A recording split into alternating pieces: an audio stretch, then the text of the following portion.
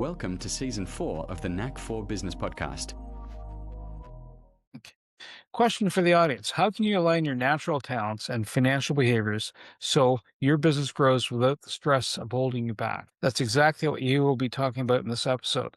He'll share how behavioral economics, AI-driven insights, and money energy can transform your decision-making, strengthen culture, and unlock new levels of growth. If you want to make better decisions, build a people-centric business, and future-proof your success, listen in and connect with you to take the next step toward your exponential future. Our guest today is Hugh Massie from DNA Behavior International and chairman of the Behavioral Economics Institute. A Titan 100 CEO and recognized pioneer in behavioral economics, Hugh is known for his work in behavioral AI, where he champions the principle that behavior makes money. For over 2 decades, he's helped leaders align natural talents with financial decision-making, culture, and performance to build people-centric businesses and create what he calls exponential future.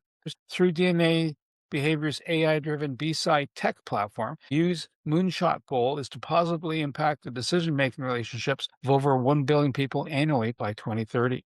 He's also the host of Behaviorally Smart Identity Conversations and the author of multiple books on leadership, finance, and entrepreneurship. Hugh, an absolute pleasure having you here today. Welcome. Do you have a favorite quote or saying you'd like to relate to anybody? Yeah, so thank you, Bernie and Wayne. Great to be with you today. So one of my favorite sayings is dream big, start small, and finish big. So your early life, things shape the way you see behavior and money. So it's human behavior, is the behavior of money in itself, how money's moved around. What's that all about? So it's actually both. I think that at the end of the day, behavior and money are completely intertwined. And I did a lot of work on this in my early book, Financial DNA, and then the later work on money energy. But money can be seen as a currency, but money is also behavioral. Money is what you think it is, your perspectives on money, how you deal with money, and then there is the third limb, which is the energy of money. Money is around us, in us, and sort of in an omnipresent way on a 24/7 basis. We're thinking about, talking about money all day long in some format, even if we don't realize we are. And then when we go to sleep at night, money is being processed in our thought patterns, good and bad. And then we wake up with that, and then we go and do something with those thoughts that have bubbled to the top, whether they're good or bad. So I look at money as completely intertwined in absolutely everything we do through our whole lives, even if we're not conscious of it. You obviously have done some research and have some education on this, but I want to go farther back. What were the inklings? How do you get to there? What got you started on this process? Yeah, so what me directly started on the process was one day a friend at breakfast asked me, Hugh, you seem to be doing really well in the wealth management business you have. And prior to that, I was a CPA in Australia. So I had a wealth management business, and she asked me, Hugh, what are you really passionate about? And I said, I want to help people all over the world become financially self-empowered. And through reflection over the next year or so, I realized that wasn't teaching people financial literacy in the traditional sense of what is a stock, a bond, how to build portfolios, that type of thing, the more concrete, tangible side of money learning. It was teaching people about themselves.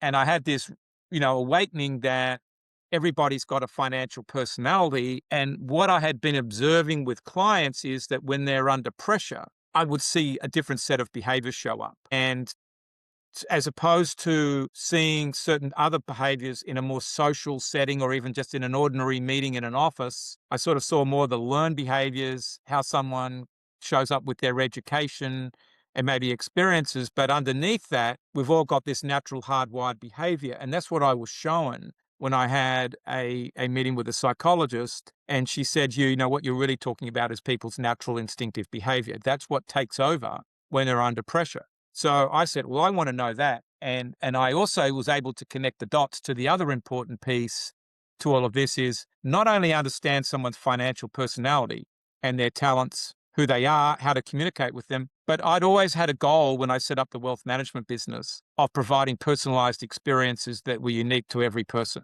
I didn't know when I first set it up, the business up, how to do that completely other than intuitively. But when I connected the dots, this behavior was really the key element there that needed to be understood. And then you overlay how people deal with money or the financial behavior element. And now we're going down quite a lot deeper. So, first off, when someone's really upset, they tend to go to their mother tongue, right? So if you've come to a new country, let's say you spoke Spanish before, if you're really keyed up, you'll start, express yourself in the Spanish language. Is that the same thing? And is it also the same thing you would experience on a on a personal basis, or on from the business side? In other words, if I'm working for a corporate, do I also default to that too?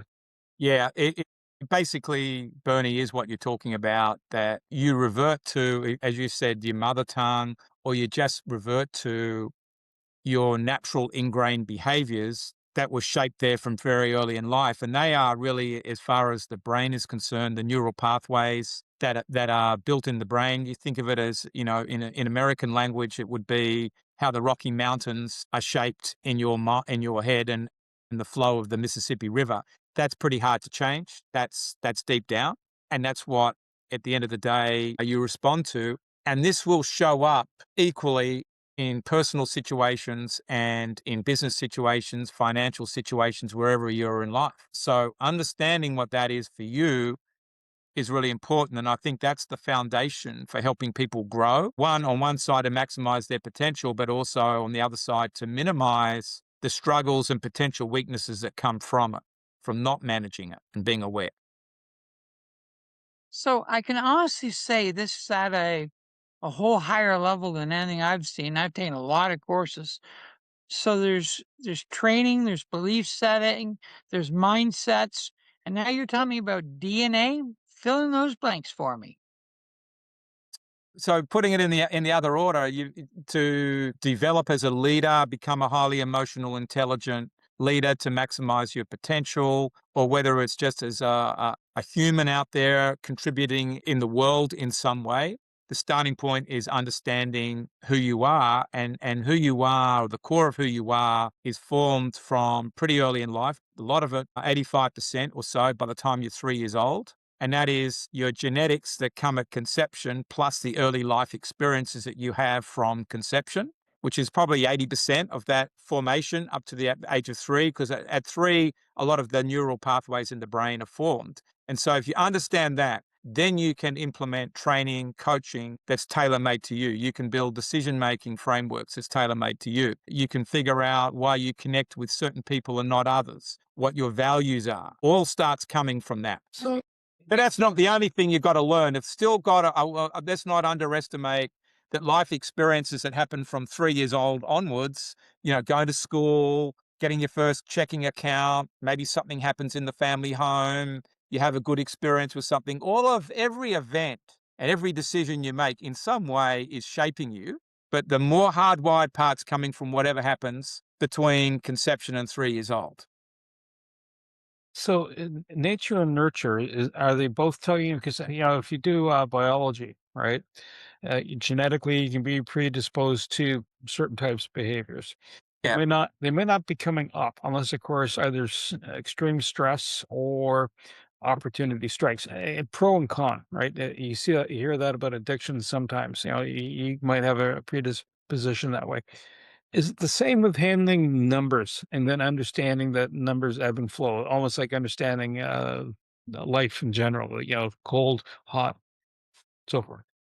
Yeah, I think so. The nature and nurture argument is very big, and I think you've Bernie used a key word in all of this: stress, and stress brings out more of the natural instinctive behaviors, because when people are in stress zone, their cognitive abilities are not as high, their emotions are all over the place, and they're not going to think. They just revert back to what is easy for them, what the go-to response is.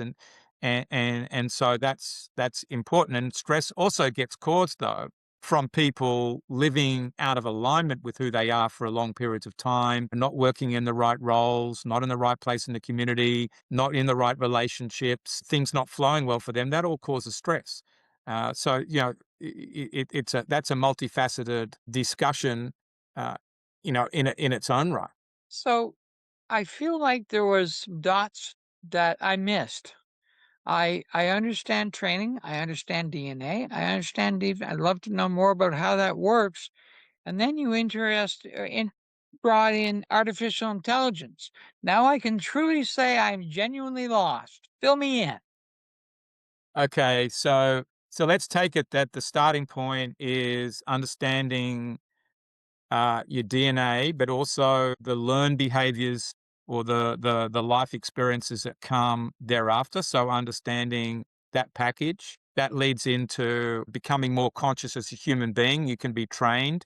Skills are something that can be learned as opposed to inbuilt. So that's an important part. Coaching and development. Now, in terms of uh, in terms of AI in the human behavioral area that we work in, the normal pathway for someone to understand their DNA behavior, so their style, their financial behavior, their talents, has been for people to complete a behavioral assessment and take 10 minutes, 12 minutes online. And then you get back the feedback from all the algorithms and sort of scientific work we've done over 24 years in building a system to report back.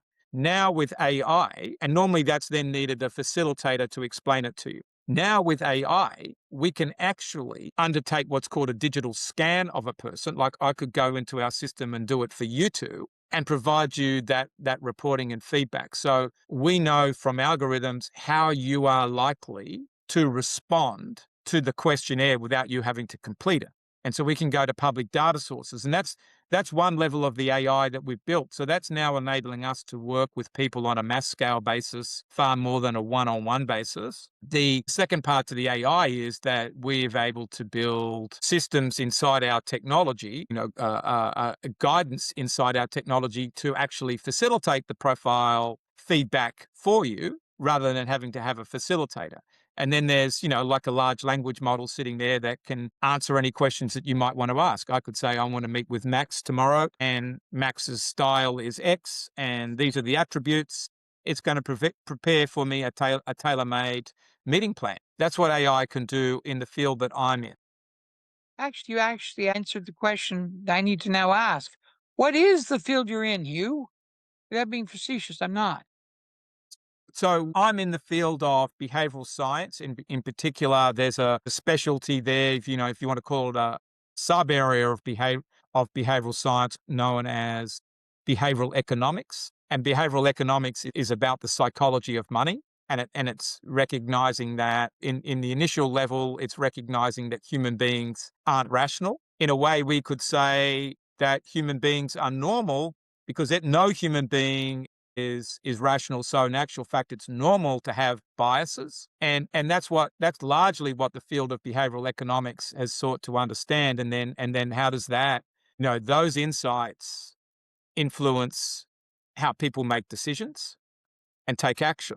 But money is the key part in all of that, as opposed to the field of behavioral science is a little more broad than that, and may not in all ways be addressing money as such, because how someone turns on a computer screen and what do they go and look at when they're buying something on a website may not entirely be behavioral economics, although I would argue it is. I think that the gap's narrowing because money is in everything.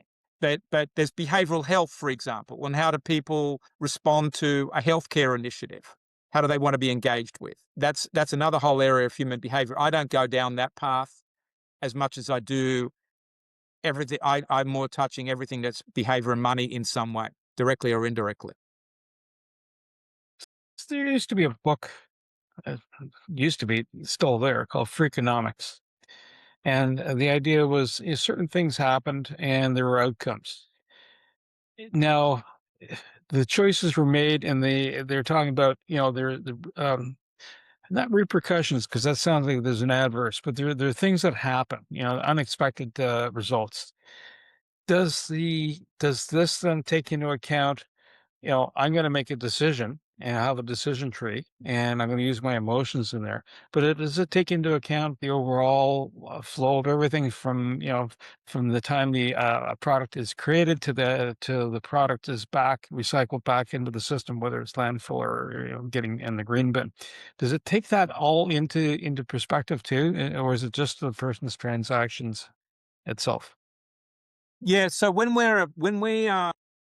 do our normal profile where someone has to complete the assessment, people are choosing. There's 46 questions. It takes 10 minutes, believe it or not, because all we're doing is getting people to choose between 3 words like aspiring, detailed, and patient. Which one of those 3 are you most like? And which one are you least like? And you leave the other one out. So for me, the most like is aspiring, the least like's patient. Okay. I've got to be honest about that. And you get those choices, and we know from psychometrics what that's going to say about the person and how they act, decide, interact, relate, etc. So that's the first part. Now, and so and in the process we're trying to remove situational biases, etc. We don't ask any financial question or any demographic question in doing that. When we deploy the digital scan, what we're doing is, so long as we know your name, Wayne Pratt, Bernie Franzgrote, right? We know your name and where you work or have worked, and we've got an identifier on you. We can go and assimilate a whole lot of information that provides a predictor on how you would answer those most and least like questions. But it's not a heavy reliance on how much money you have. That's irrelevant to who a person is at the core, or it's not very much the demographics. Now, we have a little demographic spin in there that we know women tend to take risks differently to men. There might be different tones, but we're looking behind quite a lot of that as well. So I don't need to know too much demographically or financially about a person to get a read on who they are and a prediction on how they're going to behave. Are there archetypes that you have identified over time? Like, you have introvert, extrovert, that's Yeah, kind of a so our assessment measures 8 primary factors of behavior. So the big 5, which is very well known, measures 5. We measure 8, and then we measure also 24 sub-factors. So you're now getting into 32 behavioral areas is what we measure. And then what we do is take the numbers from that statistically and combine those into what I call 10 overall styles. So for example, I'm an initiator.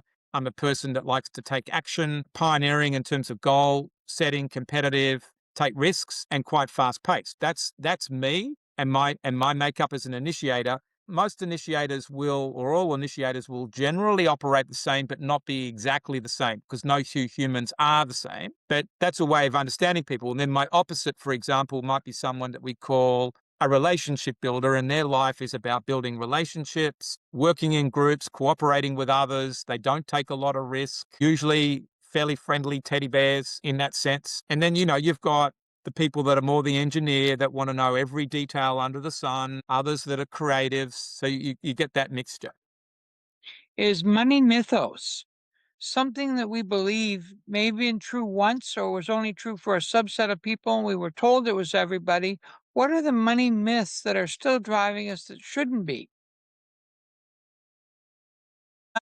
Yeah, it's interesting. Maybe the money, the money myths are probably are different for all of us. I certainly think that people in today's age need to have a higher degree of financial flexibility than we would have once had, because the world is changing so much. Cost structures are changing. You can't predict when you retire. Let's say you decide to retire at 65 years old. You can't predict today what your healthcare costs would be.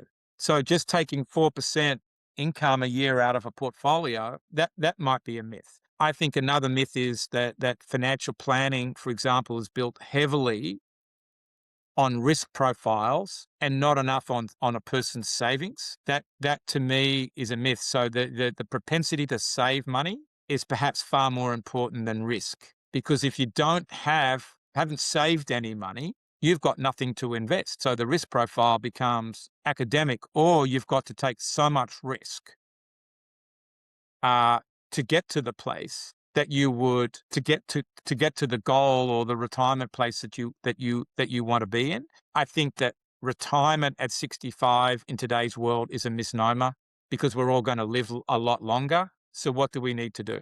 We need to do something in retirement. I don't think that you can only deal with money alone when you're talking about making financial decisions. You've got to look at the overall quality of life the person wants to have and all dimensions of their life, their values. That's all got to be addressed in synchronization with money. Another myth would be, I think, that how do you make money? You know, the most money is generally for most people, other than the 1% or the quarter of 1% that are excellent at funds management. Money is made from your talents, from the use of your talents, and the relationships that you build is what makes money, creates fundamental wealth, not investing. Investing is about looking after it. So they would be some big ones. And I think the other one is that as humans, we're all different. And this is where I get to with the personalization. So like, even if we talk about in behavioral economics, there's a bias called loss aversion. It's a big one. But, you know, we're all loss averse to different degrees. And you can't say that everybody is going to value, you know, losses versus the opportunity to make a gain on a 2-to-1 ratio, as is the theory or the research that Daniel Kahneman won a Nobel Prize. That's not denigrating his research, because what he did was seminal. And I think he would also, if he was alive today, admit that 2-to-1 ratio is different for each person. For some, it's going to be 5 times. They've got to perceive the opportunity to make 5 times the gain before they're going to take a risk. Others, it's perhaps 1.5. And so I think that, you know, if that helps you with some of the myths that I see about money. And I think the myth is what is money itself, which goes back to what I said at the start. Money is not just a currency. Money is what you believe money to be, and money is an energy force. And so therefore it's all shaped around you. If you want to live, and we haven't quite got there yet in this conversation, but you want to live an exponential life, then what role's money going to play? Money can become the biggest self-limiting barrier to doing anything in the world. So what is an exponential future? What, since we've touched on it, we haven't touched on it, but you've brought it up. Brought it up because I can read I can read your mind. I know that you're going to bring it up, just to put a little humor in there. But no, I think that I look at the world of, you know, I started off with the phrase dream big, start small, and finish big. I think a mistake for a lot of people out there is they don't think big enough about their goals. We all can do way more than we think we can. I was taught some years ago, you could do 50% more than you think you can do. Yeah, I think that's for a year. I think then the next year it becomes that again. But I think it's even bigger than that, Nat. And if we think about it, if we all can, as humans, think about how we can live beyond ourselves, that we are all capable of creating something that is way bigger than us, and importantly, has enormous human impact. And so what and it's going along with exponential future is abundance, is that I think we are all capable of creating more for humanity than we think we can.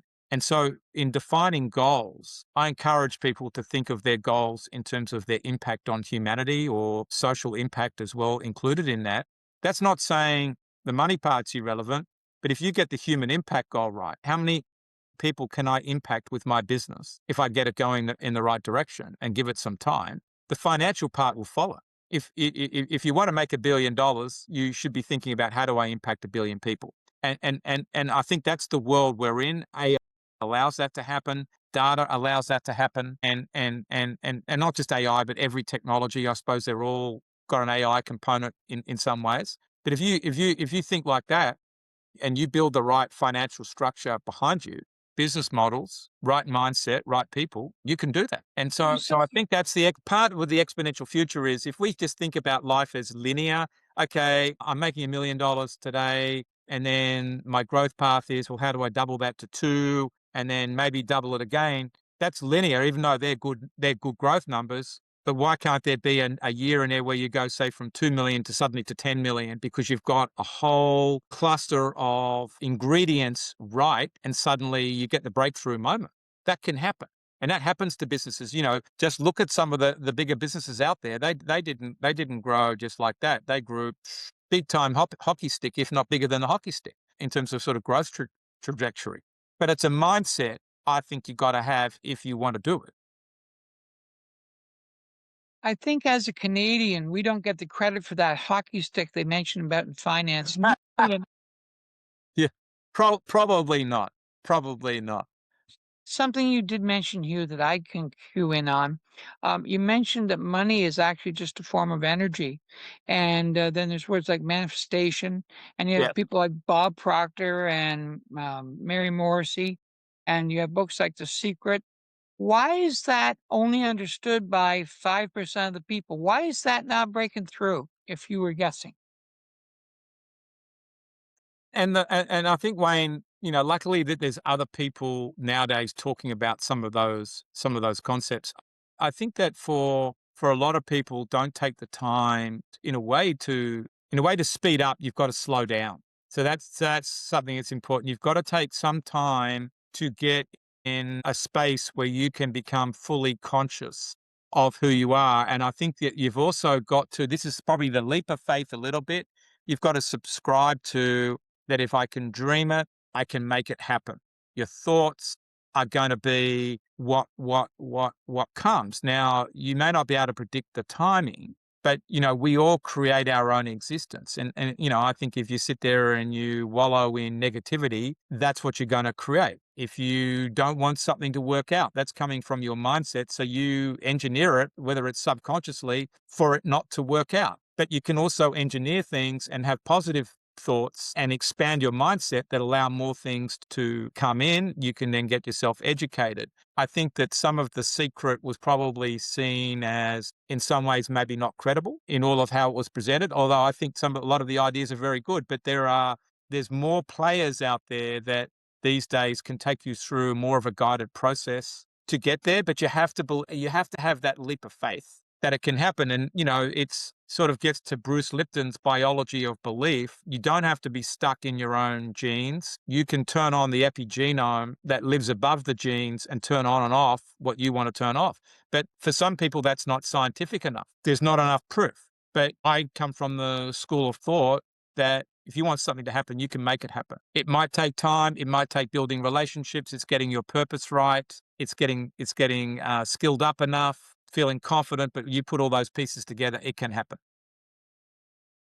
So you've talked about you, the person, but let's say you're in the corporate landscape. Are you talking about the CFO and then the people managing their budgets all the way down? And if you're talking the CFO, is that now the gestalt of all the people together? Does it become one attribute or does it become a mix? And like if you add a little bit of salt, a little bit of sugar to a recipe, right? It influences the flavoring, or a little bit of cinnamon, right? It changes the profile. Is what we're talking about just the individual, or is it the community if you're in a corporate structure? Yeah, so if you're in a corporate structure, I'd go one step higher than the CFO. In my mind, it all starts with the CEO. And if you're going to transform the thinking of the organization, the culture of the organization, it starts with him or her. And that's where, and if there's going to be exponential thinking, taking steps to transform the business, there's got to be buy-in at that level. Typically an accountant or a CFO, most of them are going to be thinking about the numbers which reflect the past. You've got to do something that's going to reflect the future.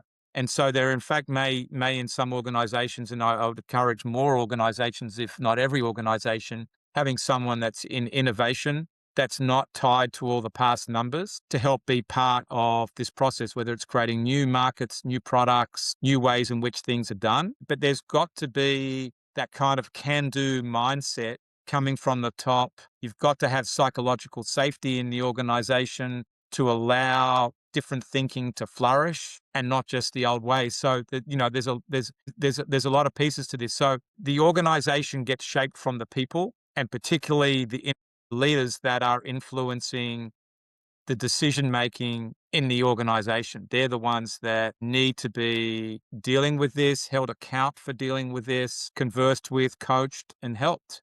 All of those things. So in a way, the organization is a reflection of the individuals. If you get a change in the C-suite of an organization, that will change what's going on. Or if you've got a heavy-handed board, if that changes, that will change what goes on down through the business. And just, I said this to a business leader this morning at a meeting, to go and watch the movie on Netflix about Boeing and see how Boeing is a mess today. And it comes from the changed leadership, which then took out the safety first culture of Boeing. You now got airplanes falling out of the sky, and a lot of it is around, mafia style management tactics, lack of psychological safety, people not confronting, being allowed to confront issues that needed to be confronted regulatory wise. All of that's going on there. Or you go to watch a movie, there's a movie, it's got the title Titan in it, about the submarine that is on the bottom of the Atlantic Ocean trying to, get to the Titanic. If you look at that business story for a founder being, an autocratic founder that shut down all thinking, ran out of the business, all the good people, look what happens. And they're not isolated cases. This happens all the time. So it is a reflection of the people, because an organization is just a myriad of the people and a reflection of the decisions that get made, some of which happened years before, and it takes a while to flow through. You mentioned having someone come alongside, and assuming this resonates, and I know for me, I never even opened the box before on some of this, but if you see, I want more information. Is there a consulting process? Is there a podcast? Is there an info structure? How did we get a hold of you? And who do you want to work with? Yeah, so to get hold of me and to sort of see more inside what's involved here, you can go to our website at dnabehavior.com. There's plenty of videos there that sort of talk about the behavioral data analytics, behavioral science technology that we have. There's then our business optimization services, how we help with organizational culture, all the things I've talked about today are there in the website. And I would say that Wayne and Bernie, this starts with, if I step in, this is coming in with a conversation with the CEO, to talk about, okay, building a set of goals in a future that's way bigger than what you can thinking of right now. Get away from put aside your current business model for now and start thinking beyond that. But also how are you as a leader going to show up? What's your identity for leading the team, and how are you going to breed a culture of psychological safety? So that's going to be the Hugh pep talk side of it. And then what I'm going to do with the leader is say, okay, let's get a psychometric based analysis of every employee that you have at all levels and every client customer. And let's figure out, where do we need to start the change in your organization from to get to the new place? One, we might fix some current problems, but then how are we going to move to the new world that you want to get to? That's what we're going to do. So we're going to heat map your whole organization to start with. Do you have a particular type of organization that would need this type of attention to detail? Assuming everybody needs the attention, but is there a particular industry, a particular vertical? So half our clients are in the broader financial services space. So if you take wealth management, banks, insurance companies, securities firms, so they all need it because they're and I think because the client relationship is so close to what they do in those organizations, and they're seeking to build intimate relationships with their clients. And so understanding how your client behaves is your opportunity, but it's also where value can get created, but it is also where the risk is. And so, at the end of the day, if you want to be an organization that maximizes value, you need to put a tailor-made suit on every client. And these organizations are seeking to build, long-lasting relationships with clients. It's not just buy one product and move on. It's complex, it's deep relationships. So they're going to be a lot of the ideal clients, but there are other organizations in other market channels that have all of those characteristics as well. Anywhere where there needs to be personalization, we're a fit. Perfect. Hugh, I want to say thank you so much for sharing these insights. It's outstanding. And, Wayne, thank you for being the co-host. You have the Knack for Business listeners. If this is like, hang on, I need to understand, my management style of money, which reflects either myself or my business. reach out to you. He can help you align your natural talents with your financial behavior. Because the key is reduce your stress and unlock growth and stronger decision making skill sets. That's always important. It keeps your business going and you have healthy and happy. To reach the podcast hosts, email them at info@creativeinsight.com or by the website creativeinsight.com, spelled KREATIVISIGHT.com. To reach Wayne at his email, wayne@motive8u.ca, that is MOTIVE, the numeral 8 and the letter u.ca, or his website, motive8u.ca. If you would like to be a guest on this podcast and share your knowledge, let us know. We would also appreciate your feedback on the content or format. Check the show notes for more details. For these podcasts, we like to acknowledge the support and thanks to the following people. Carl Richards from Podcast Solutions Made Simple, a renowned podcast expert. Fred Crouch, who is the Property Wizard podcaster, where Bernie is a co-host. Jovan Strika from At Hive, a co-working space that is more than just a space. Then Melanie Weber, Bernie's invaluable business partner, and Wayne Pratt from Motive8U Inc., who serves as both a coach and co-host of these podcasts. Disclaimer. Please note that the Knack for Business podcast episodes are meant solely for educational and general informational purposes. The information and opinions contained within are not intended to be professional advice on any subject matter. The thoughts, views, and opinions expressed by the participants are their own personal beliefs and do not represent the views of the podcast hosts or any affiliated organizations. It is important to note that this podcast is not a replacement for consulting with certified experts in your area who possess knowledge of your unique situation. The hosts of the podcast, along with any participants or affiliated groups, do not take responsibility for any actions taken or not taken based on the information presented in this episode. It is highly recommended that individuals seek guidance from their own personal advisors in fields such as accounting, law, or other pertinent areas prior to undertaking any actions or making decisions that may impact their financial, legal, or other aspects of life.